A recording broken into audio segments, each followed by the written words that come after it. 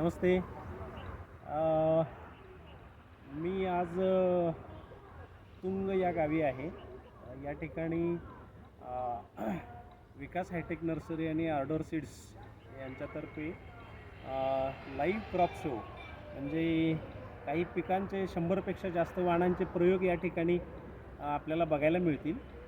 तर या ठिकाणी वेगवेगळ्या प्रकारच्या फुलांचे प्रकार, भाजीपाल्याचे प्रकार, वेलवर्गीय भाजीपाला, कलिंगड असेल, ह्या सगळ्या प्रकारच्या पिकांचे शो आहे हा.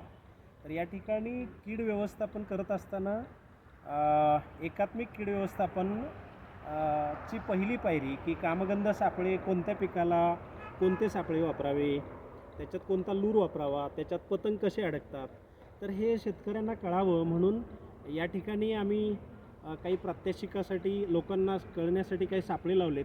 तर आता झेंडू पिकामध्ये जी लष्करी अळी असते त्या लष्करी अळीचं नर पतंग पकडण्यासाठी हा आपण कामगंध सापळा लावला आहे.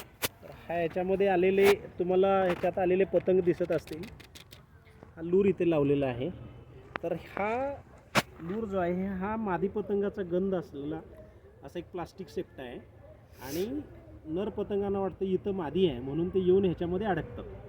तर हा झेंडूमध्ये लावलेल्या झेंडूतल्या अळीसाठी. त्याच्यासमोर मिरचीचं पीक आहे. तर त्या मिरचीच्या पिकामधल्या लष्करी अळीसाठी सुद्धा अशाच प्रकारचे सापळे आपण लावले. याच प्लॉटमध्ये आपण काही चिकट सापळे पण लावलेले आहेत रस शोषणाऱ्या किडींसाठी. त्यामध्ये पांढऱ्या रंगाचे चिकट सापळे आहेत, पिवळ्या रंगाचे आहेत, निळ्या रंगाचे आहेत. असे वेगवेगळ्या प्रकारचे चिकट सापळे हे रस शोषणाऱ्या किडींसाठी आपण लावले. तर हे शेतकऱ्यांना थोडंसं समजायला मदत होईल या दृष्टीनं गुरु एंटरप्राइजेसचा हा एक प्रयत्न आहे. तर जास्तीत जास्त लोकांनी इथं भेट द्यावी अशी आम्ही विनंती करतो आमचे गुरु एंटरप्राइजेस सांगलीतर्फे. धन्यवाद.